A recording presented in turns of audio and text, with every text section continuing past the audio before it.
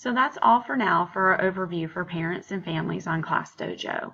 We are so looking forward to being more connected to our families this year through the use of our messaging app, our student stories, and the chance just for you to see what is happening in your child's day-to-day life at school. Another amazing thing that we're doing is all staff members are connected to one another's classrooms, administration as well as coaches. So you never know when you might get a message from me saying, hey, your child has been working so hard today, and I really am proud of the hard work that we're seeing each and every day within the classroom. Administration can also send messages and put posts on your student's story. There will be so much more to learn as we roll out Class Dojo. Eventually, the student portfolios will also be activated. We're learning more about those as we're all on a waiting list for that now.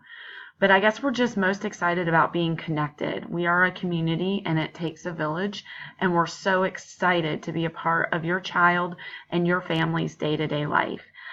If you have any questions, please feel free to email me.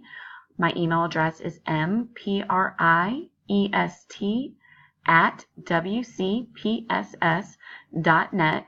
My office is located on the third floor up with our fourth and fifth graders, and I'm looking forward to a great year here at Walnut Creek.